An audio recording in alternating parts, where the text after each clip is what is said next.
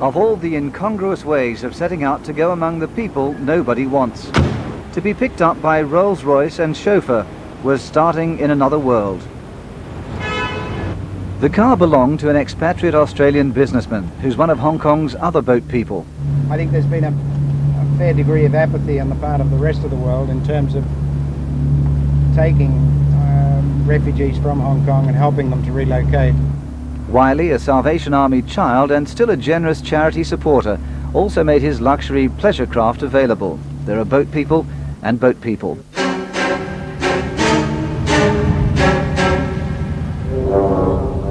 At the western end of Hong Kong waters, police have intercepted yet another boatload of Vietnamese. 201 people are crammed aboard this old barge that's barely suitable for river work, much less the South China Sea. But whether they all came all the way is doubtful. The boats from Vietnam keep as close as they dare to the China coast, then the Portuguese enclave Macau, across the mouth of the Pearl River to Hong Kong. But some take on part of their human cargo only in Macau, after the Vietnamese have made their way on foot through southern China. But they're boat people nevertheless. Now, the great unknown in all this is how many people will continue to come into Hong Kong. At the moment, we don't know. I hope that the message from Geneva will be, don't leave Vietnam in a small leaky boat, because you're not going to get to North America. You're going to finish up in a camp, and then you're going to go back to Vietnam. A week ago, this island called Tai Chau was virtually uninhabited by Vietnamese boat people. Today, there are more than 5,000. A mixture of those moved to safety elsewhere when a typhoon was approaching, and other new arrivals. They huddle under what shelter they can find from the heat. It is basic, it is primitive, an indication that life in Vietnam is intolerable, or that they refuse to believe that resettlement in the West is no more than a dream. These are the wrecks of the craft that made that incredible voyage up from Vietnam. They were not seaworthy to begin with, and they weren't very seaworthy when they arrived here, but they somehow survived. What you can only guess at is the number that never made it. The 45,000 Vietnamese boat people, or VBPs as they're called here, are supplied with basic rations by the Hong Kong government, and some from the United Nations High Commission for Refugees. But the bulk of the problem is Hong Kong's, because nobody officially accepts these people as refugees. They are illegal immigrants, just as you or I would be, arriving without passports and visas, let alone means of support.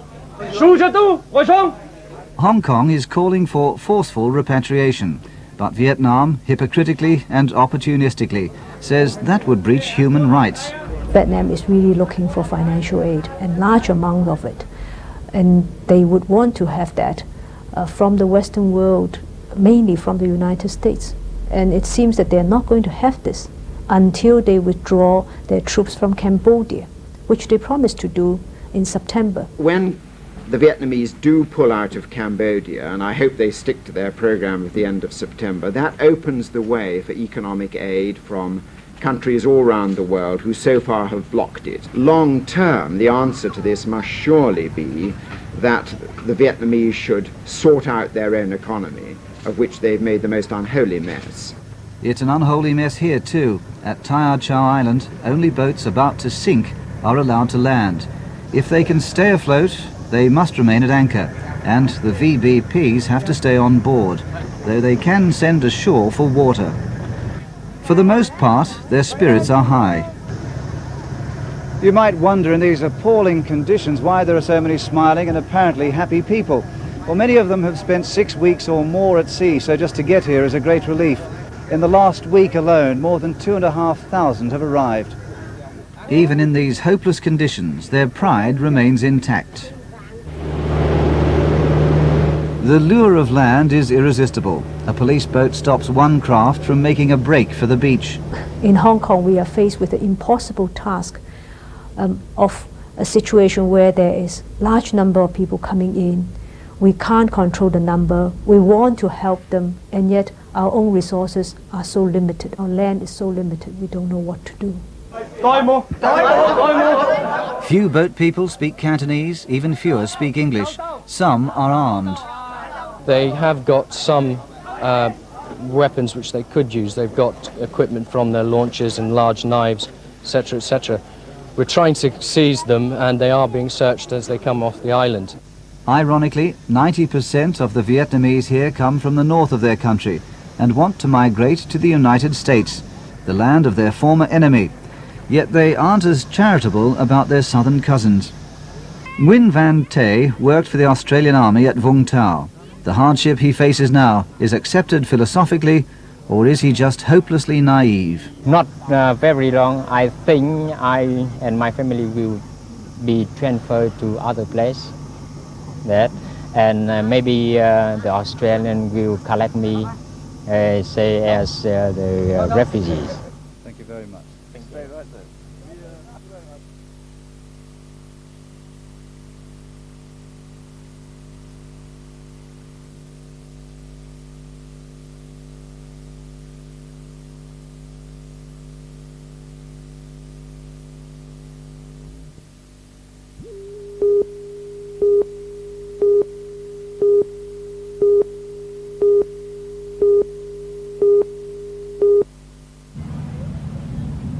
At the western end of Hong Kong waters, police have intercepted yet another boatload of Vietnamese. 201 people are crammed aboard this old barge that's barely suitable for river work, much less the South China Sea. Boat people, ever more boat people. Individual human beings lost in a sea of faces. To an Australian viewer, what could one face in nearly 50,000 possibly mean? I think it's very hard to us, but I accept that. Not very long. I think I and my family will be transferred to other place. Nguyen Van Tay was newly arrived in Hong Kong. At Bungindor near Canberra, the one viewer who mattered was Jim Ellis, Tay's former commanding officer. Gosh, that's exactly how he would say it. On the night of broadcast, Ellis caught only the tail end of the item. He contacted the 7:30 report, and yesterday we replayed the whole piece. Well, it means he's alive, and that's just wonderful. And to be in Hong Kong is tremendous because he's so close to the end of his journey. It's taken him 14 years to get there. He's also in grave danger of being sent back to Vietnam. That can't be allowed to happen. There's a man that's been a refugee all his life. He's a refugee now because he served Australia, and I really thought he was dead.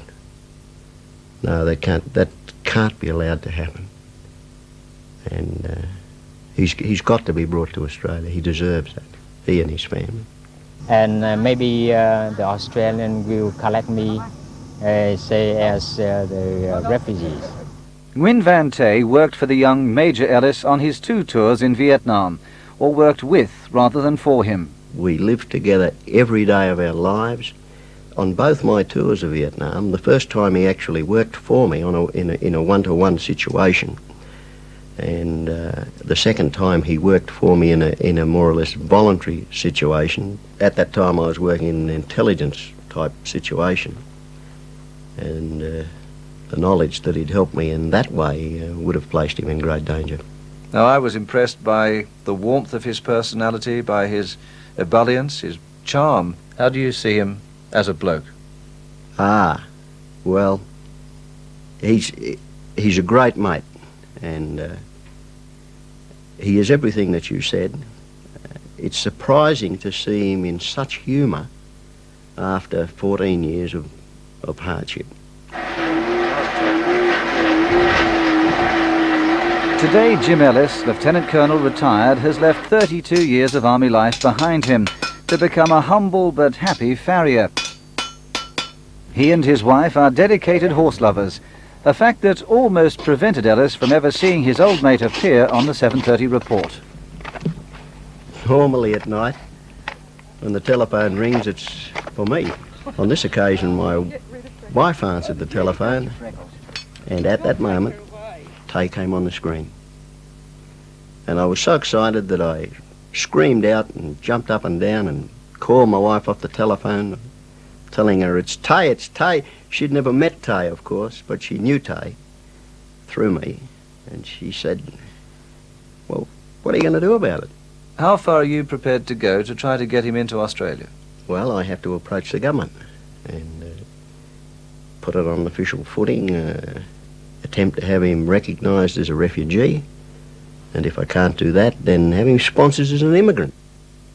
But now that I know he's alive, I have to do everything I can. It'll take a lot of doing. Since June last year, all Vietnamese boat people arriving in Hong Kong have been considered illegal immigrants rather than refugees. Making an exception may be a battle, but Jim Ellis has fought a few of those before. Boat people may not qualify as refugees, but Ellis wants to bring just one man and his family. A man whose loyalty to Australia, Ellis says, has been tested time and again and should be recognised by this country.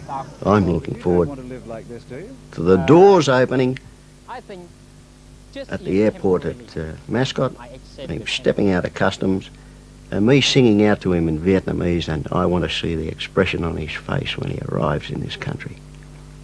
It'll be marvellous.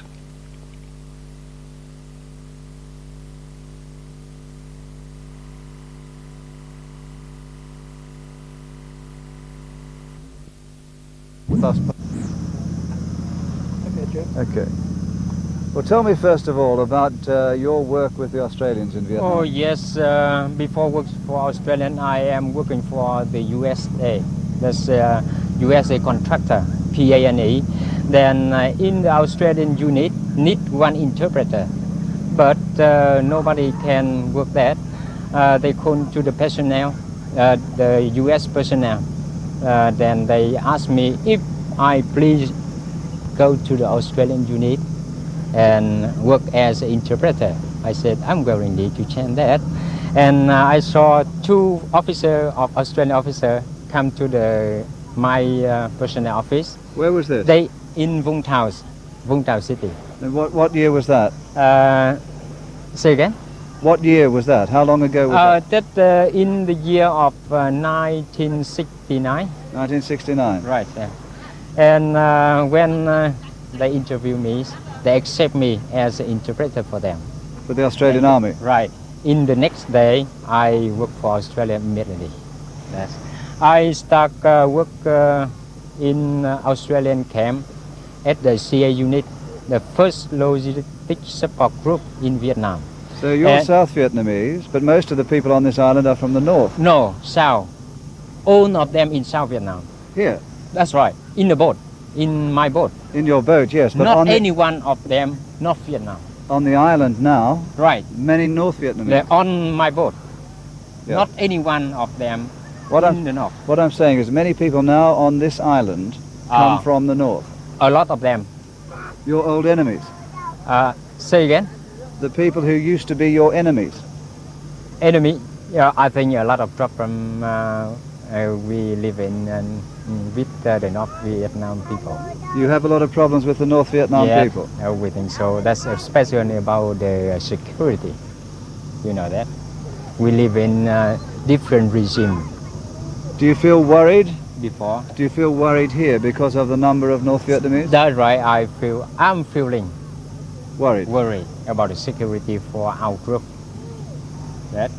Back to... Just tell me about your trip here on the boat. How many people were on this boat? Oh, 16 people. 16? That's right. How long did it take you to come here? It took me to come here more than 2 months. We start on 14th of April. And did everybody survive the trip? Say again? Did anybody get sick or die on the trip? No. Someday get a disease. Got the disease? A couple of them, couple of us, about 5 get a disease. After about 5 days, this run better again. Well, what do you hope to do now? I mean, you can't obviously stay here forever. Where do you want to go? I think the best is I want to go to Australia, refugee. Because I know very well Australian, and the Australian know well me, like that. And my document already in the migration department. in Australia and also in the US, in the Australian Embassy, Hanoi. Do you think you qualify as a refugee? Yes, I think, I don't know, that's your delegation decided. You know that everybody here in Hong Kong wants the Vietnamese to go back to Vietnam, and many people around the world say the only solution to the problem is for the boat people to go back to Vietnam. Yes, before they came here, they don't know the life in here. They don't know anything about the life in here. They just hear or they see the letter sent from the other when long ago, about a couple of years ago. The people who have gone to here, from Vietnam up to here, about a couple of years ago, they have food, they have a good life in here. I think that what the letter sent back to Vietnam, and the people in North Vietnam don't care about the politics or economic refugee. But you don't want to live like this, do you? I think just here temporarily. I accept the temporarily, not for long ago, for a long time. So I think it's very hard to us, but I accept that. Not very long, I think I and my family will be transferred to other place. That, and maybe the Australian will collect me, say as the refugees. Thank you very much. Stay you. right there. I don't know whether I should call you by your first name or last name. You can explain that to me in a moment, but just don't say anything. Just let me talk. Yes. This is a shot we do just to set up the interview, so just allow me to talk a bit of nonsense and then we can stop this business. Okay? That's probably about enough of that, I would think. Okay, David? And then telegram to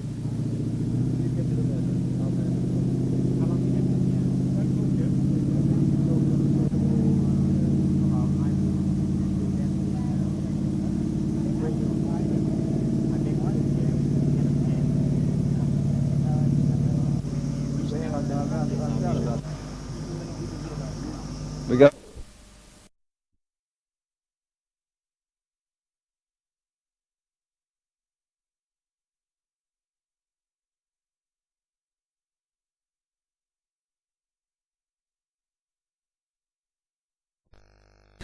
And a very special report, a story that started with war, separation and hardship, but with an ending to warm the hardest heart. Just one of nearly 60,000 Vietnamese boat people in Hong Kong. He made a brief appearance on the 7:30 report in June. not very long. His Australian wartime mates caught a glimpse, but the story doesn't end there. Hey! Hey, lead daisy!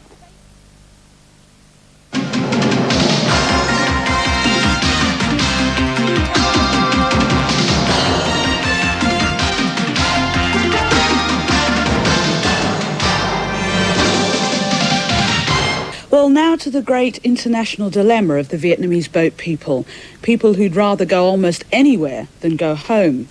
In Hong Kong, the British have decided to start forcing them back to Vietnam, but one man at least has escaped that forced repatriation. His is a remarkable story of survival, hope and sheer good luck, and it's the subject of this very special report from Jeff Sims.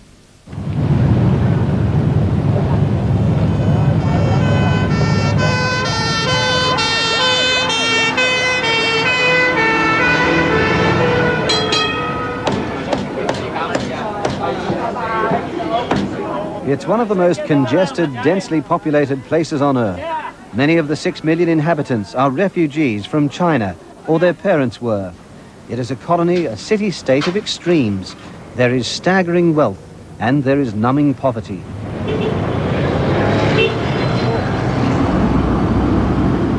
Ever since the British set up the trading port 150 years ago, Hong Kong has been a crossroads between East and West. With only 8 years to go before Britain's lease runs out, it still is. But for 60,000 Vietnamese boat people, Hong Kong is a dead end. This is the story of a refugee rescue. One man and his family about to be plucked from this hopelessness by remarkable chance. Win Van Tay took 2 months to reach Hong Kong on an unseaworthy boat with no engine. Where other boat people took their lives in their hands to escape poverty, Tay had more to fear and more reason to seek asylum. Yet dreams of a Western life of freedom and sufficiency were shared by all boat people. Can you tell me where you came from? I am from Haiphong. From Haiphong? Yes. How long did it take you to get here? 1 month. 1 month. I like your United States now. Her chances are virtually non-existent. Hong Kong is neither gateway nor haven. Don't leave Vietnam in a small leaky boat because you're not going to get to North America. You're going to finish up in a camp and then you're going to go back to Vietnam. The detention centres that house the boat people are concentration camps by another name. The tension is constant. The conditions, the boredom, the hopelessness, the old scores to settle between those from the old Republican South and Communist North of Vietnam. More than 2,000 boat people remain afloat, kept in squalor on board disused ferries at anchor in Hong Kong harbour. The Hong Kong authorities won't accept the boat people as refugees.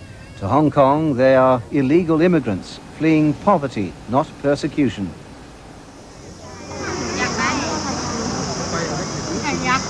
On June the 19th, we visited an island called Tai Chau at the western end of Hong Kong waters.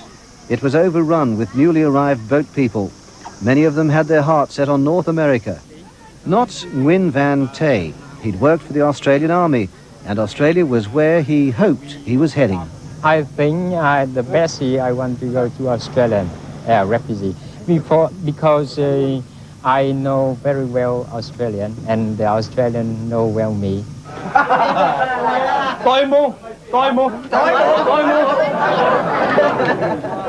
At this stage, Nguyen Van Tay was just one Vietnamese face among 5,500 on this island alone. They had survived their escape, but survival was about all they could hope for here. Few, if any, would ever be able to mount a case for being considered refugees. 90% came from North Vietnam. Most had no connection with the West. Nguyen Van Tay was different. I saw 2 officers of Australian officer come to my personnel office. Where was this? They in Vung Tau City. What year was that? How long ago was that? That in the year of 1969. 1969. Right. Yeah. And when they interview me, they accept me as an interpreter for them. For the Australian Army? Right. Tay was being modest and guarded. He had been more than an interpreter during the debacle that was the Vietnam War. In fact, the Australian officer with whom he had worked closely on 2 tours spoke Vietnamese fluently. They had a special relationship, even after the Australian forces were withdrawn in 1972. That officer, a major, was the only Australian soldier kept on in Vietnam apart from those guarding the embassy, and their job was to gather intelligence, just the 2 of them. On a farm at Bungendore near Canberra, that officer was alive and well, but had given up Tay for dead. Jim Ellis, Lieutenant Colonel retired, had put the war behind him and was now a humble farrier. By pure chance, Colonel Ellis would happen to see his old mate Tay come back to life on the 7:30 report. Nguyen Van Tay worked for the Australian Army at Vung Tau. The hardship he faces now is accepted philosophically, or is he just hopelessly naive? Not very long. I think I and my family will be transferred to other place. And maybe the Australian will collect me, say, as the refugees. Thank you very much. Gosh, that's exactly how he would say it. Well, it means he's alive, and that's just wonderful. And to be in Hong Kong is tremendous because he's so close to the end of his journey. It's taken him 14 years to get there. He's a refugee now because he served Australia. He's got to be brought to Australia. He deserves that, he and his family. In a story filled with coincidence, it was remarkable that Colonel Ellis even saw the report with Tay in it. At night, he usually takes calls to do with his business of shoeing horses. On July the 6th, his wife happened to answer the phone, leaving Jim to watch this program. And at that moment, Tay came on the screen. And I was so excited that I screamed out and jumped up and down and called my wife off the telephone, telling her, it's Tay, it's Tay. She'd never met Tay, of course, but she knew Tay through me. And she came running in and, what's... And I said, it's Tay, it's Tay. And she said, well, what are you going to do about it? Same as you see. In the 3 months since then, an awful lot of correspondence has taken place. We wrote to Tay through the Hong Kong police, through the Australian Consulate General, the Immigration Department, Bill Wiley, an Australian businessman in Hong Kong. Sir William Keyes, former president of the RSL, lobbied the Prime Minister on behalf of Jim and Tay. Many others offered support. There's a whole heap of letters in there from ladies and gentlemen all over the countryside who've not only written to me, but some of them have written to the Prime Minister. Prime Minister. Good to see you. Through Sir William Keyes, the Prime Minister did become involved in the move to rescue Jim Ellis's friend. Well, what a remarkable set of circumstances, isn't it? Tremendous. Fantastic. What the case had needed was some urgency. The bureaucrat said, yes, Prime Minister. Bill wrote to me, and, as you know, he's a very good friend of mine. Because if he says something that's worth looking at, I know it is, because when I thought of it immediately that this ought to be fixed. So what I did was then just let Senator Ray know that I think this ought to be looked at and expedited within the normal framework. I mean, it would come within the normal rules, but it's something that we were able to expedite, and it just is a great human story. It almost didn't happen. In a sea of faces among which Nguyen is as common a surname as Smith or Jones in an Australian school roll call, Nguyen Van Tay and his family got lost. It was the height of the typhoon season, and thousands of boat people were transferred from exposed camps on islands to crowded detention centres. Tay was among them.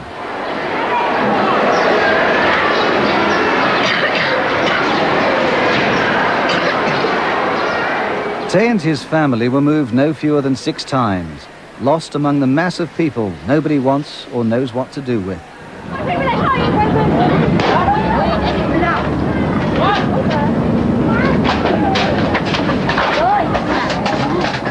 Violence had broken out in several centres.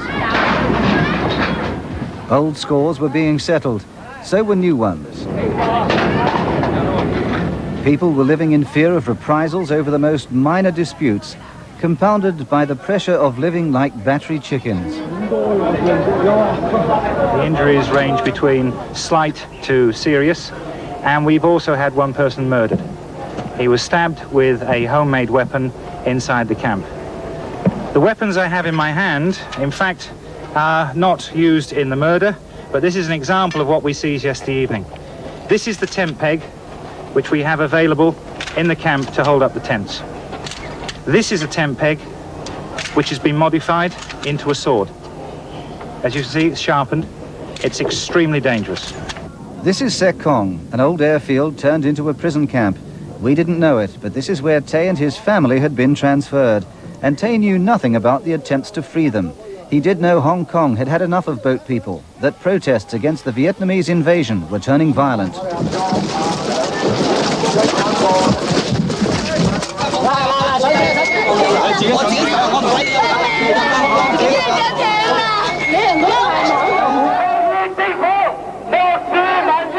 Hong Kong people protested by the thousand.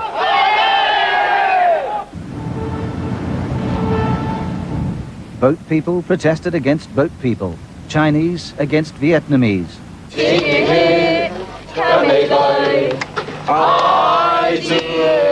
Hong Kong people saw themselves, not the boat people, as the victims, and sang the same song of mourning they had sung for the dead of Tiananmen Square.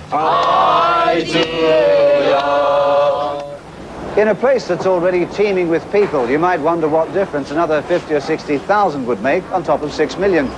But since about the time the boat people started arriving here, the Hong Kong government has been routinely sending back illegal immigrants from China, and the locals are demanding the same treatment be applied to the Vietnamese. Only a few hundred boat people have gone back to Vietnam voluntarily, persuaded that without refugee status there was no hope for them here. Britain was moving toward forced repatriation, and the last to arrive in Hong Kong, including Tay, would be the first sent home. 6 weeks had gone by, and Tay was still lost, somewhere in the chaos of transfers and breakouts that led to the formation of vigilante groups that drove the boat people back behind the wire. On August the 9th, nearly 7 weeks after Tay's face appeared on the 7:30 report, we learnt he had finally been located here at Sekong. The next step, to be granted refugee status. Details flew back and forth. On September the 22nd, Tay, his son, 2 daughters, and his wife's sister, who'd travelled with them, were declared political refugees. It was a gigantic step on the road to Australia, to freedom.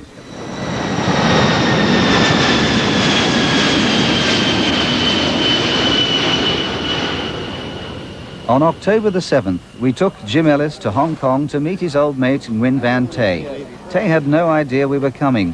We knew he'd been transferred to Chun Mun Detention Centre, and we hoped he was still there. Now that he was a refugee, he would be able to leave the camp as long as he respected an 11 p.m. curfew. An official agreed to call Tay's name and refugee number, and to tell him, if he was there, that Colonel Jim Ellis, the man he hadn't seen for 16 years, was waiting outside to see him. Hey! Hey, leave đây rồi.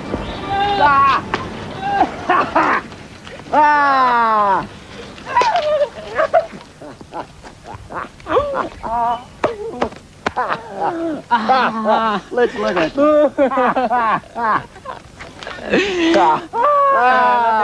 Got him. Oh. Anh làm gì? Dạ, tôi đang ở trong trại đạp thưa anh. Dạ đi. Nhớ hả? Tôi anh nhớ anh nhiều lắm. Also with Tay was his oldest son, Vern, who's 15. How about that? These are our people. Yeah. These are our people. Still 2 daughters in the camp. Yeah. Here, one little and one 13 years old. We want to see my 2 daughters. Of course. Jim waited outside the camp while Tay and son Vern went inside to get daughters Tweevy, who's 12, and Tu Tao, who's 8. Hai con. Tweevy. Dạ, vâng, Tweevy. Tu Tao. Dạ, kính chào ông.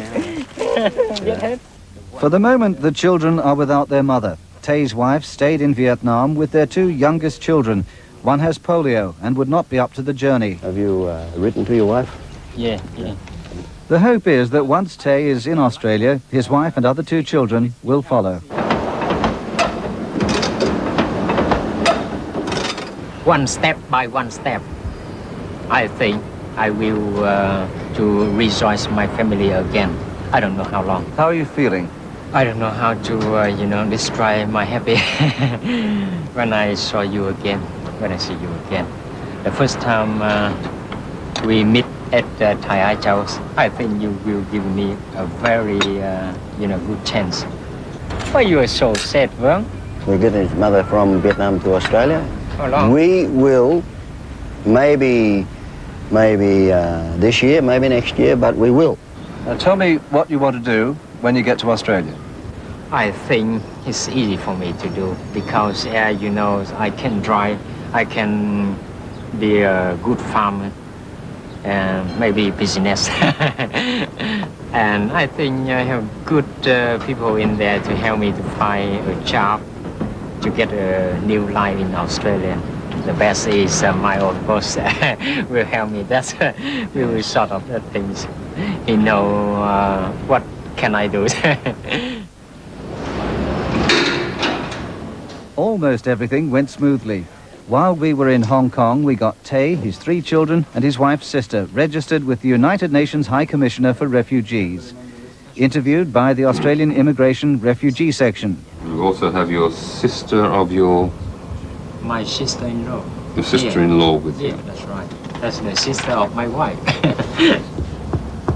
And through their medical examinations, all in one day, a process that would normally have taken months. Just how lucky Tay and his family are can be brought home with the knowledge that at the very least they'd have been inside 2 years normally, before their claim to be political refugees was even considered. And even then, without Jim Ellis's intervention, they'd have had virtually no chance of success. There are people who've been inside these places here since the late 70s. How do you feel about the fact that things are going very well for you and soon you'll be in Australia and there are 60,000 other people here who don't have much hope at all of going anywhere? I think I have to thank to all of you and the Australian government. Also the Prime Minister of Australia. He gave us help, very good help for us and rescue our family from Hong Kong. Yeah.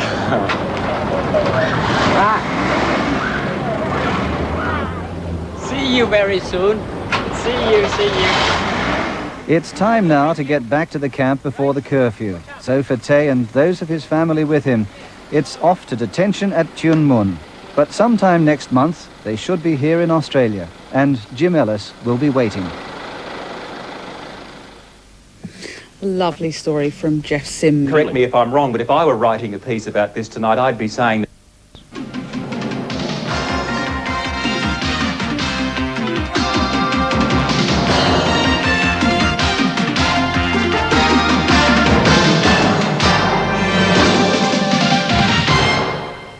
also tonight, Andrew Peacock fights back, reaction to last night's controversial encounter, and an outbreak of happiness, the sequel to a remarkable odyssey. Nguyen Van Tay, boat person turned air traveller. For Tay and 4 of his family, Australia, a new home, was just 40,000 feet below. Gone forever were the detention centres of Hong Kong. Gone the squalor, the danger, the hopelessness. Today, the waiting came to an end.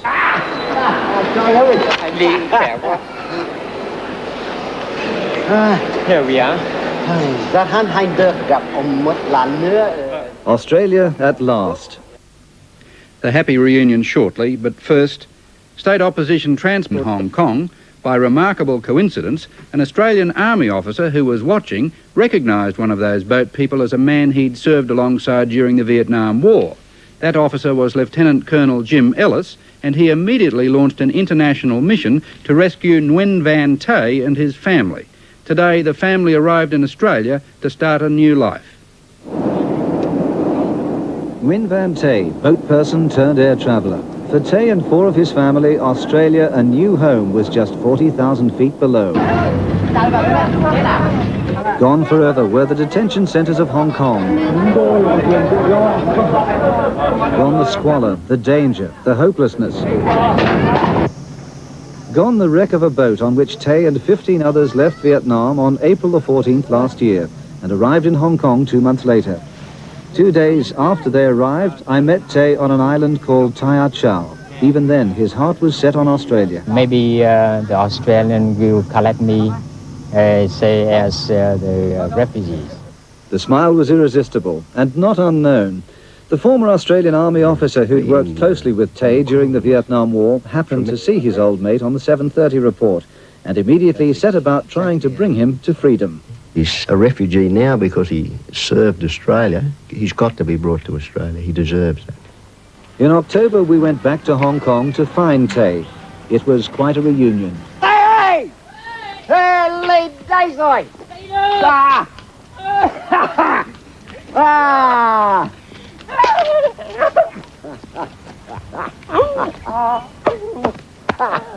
Tay would no longer be just a boat person. He was officially declared a refugee. It would be all plain sailing now. See you very soon. See you. Tay would be in Australia in November. But then came a great setback. A TB check showed a positive result from an earlier infection that had been successfully treated. But even so, it took time to prove. Tay's medical records got lost in the meantime, and 3 more months went by. Today, the waiting came to an end.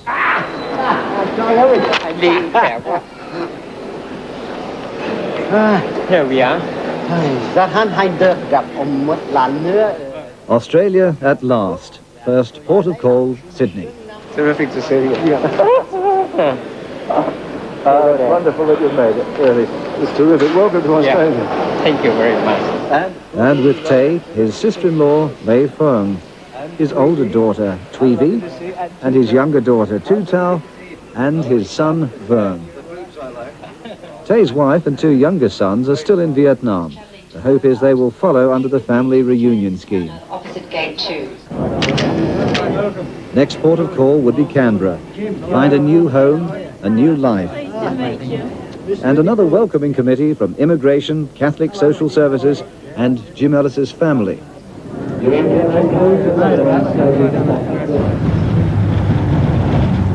Here now was the open space of Australia, in sharp contrast with Hong Kong, but somewhat reminiscent of the country of Tay's birth. Make me remember Vũng Tàu and núi đất and green grass. Green grass, plenty of animals, and plenty of fish. Fish too. See, that's the Parliament House. Yes, Parliament House. Okay. And this looks like home. I'm in Australia. Well, Hello. Oh, thank you. Welcome. quickly. We have 3 nice bedrooms here for you. The government-supplied house has been fully furnished by donations.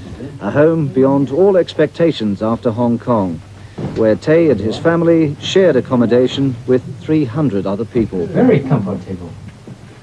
That's your bed. Happy? For you. Có vui hả sao? Có vui không? Tay, here's the key to your new home in Australia. Thank you very much. First of all, I have to thank to the government of Australia.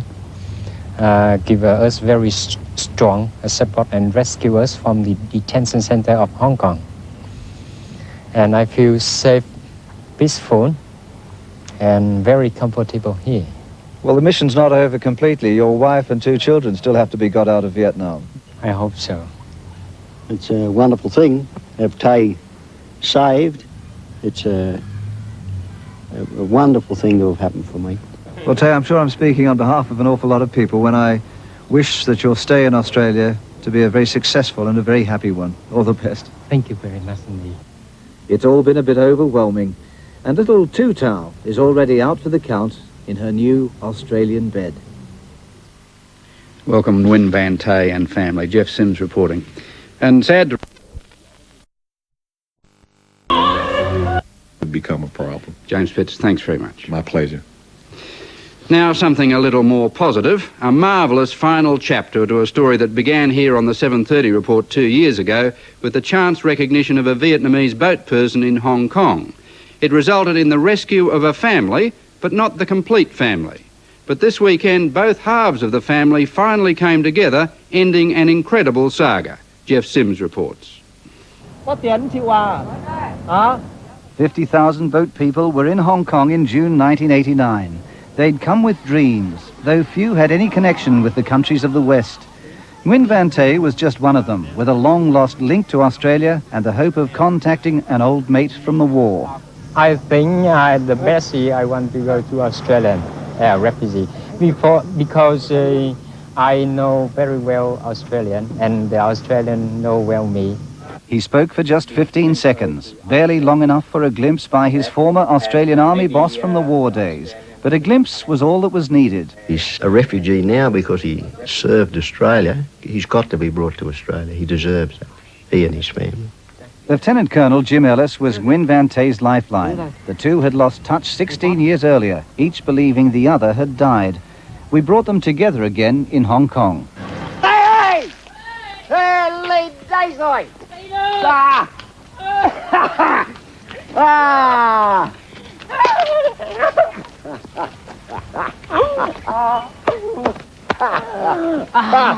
Let's look at it. Tay was on his way to Australia. So was his family, or half of it, his 3 oldest children and their aunt. His wife and the 2 younger boys had never left Vietnam. One was a baby, the other had polio. They had stayed behind, hoping against hope to be reunited one day in a freedom country. Why you are so sad, Vern? We're getting his mother from Vietnam to Australia.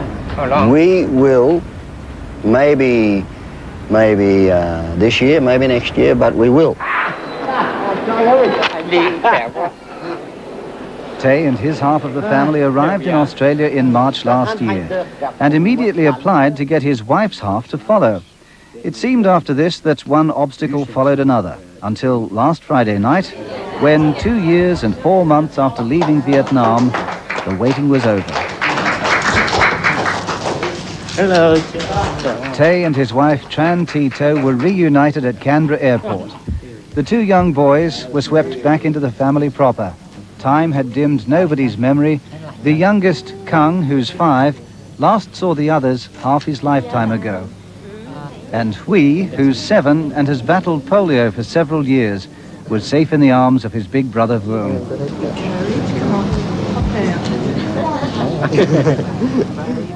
The odds against the families being all together in Australia were overwhelming. To Tran Thi To, it's a huge achievement, acknowledged very simply. I'm so happy to say that I reached a freedom country. In the background and sharing the family reunion, there's Jim Ellis, a real mate if ever there was one. It's just tremendous, isn't it, really? It just shows you what we Australians can do if we turn our mind to it. And if anyone ever needs to see the compassionate face of Australia, they've just got to look at the smile on this bloke's face and they'll know that it's there. Yes, he is. That's more like it. The end of a story, perhaps, and the beginning of a new life. Family members rediscovering each other. What's it like to see your brothers and your mum again? I'm very happy about it. Very excited. I think your face says that, Vuong. Thank you.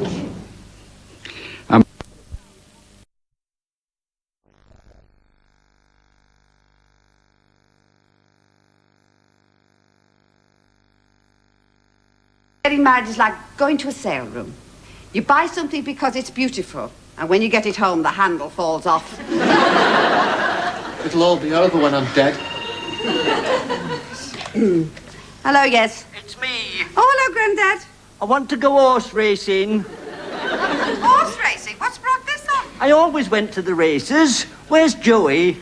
Well, look, Grandad, we're in a hurry now. We've got to go out. Joey will come round and see you when we get back, all right? Every week I went. I never go anywhere now. I'll see you later when we get back. I never go anywhere. Come in. Everything all right? Oh, hello, Joey. Come in, yeah. All right. Everybody ready? Billy's going to meet us there. He's going with Julie. Supposing the judge says to me, Dad, you should really go to prison, but I'm going to grant you bail because you've got a loyal and loving family to go to. He can come here. Oh, Ma'am. Great. I'll go and hurry our Jack and our Adrian up. I'm here. Oh, yeah. I'll go and hurry Jack up.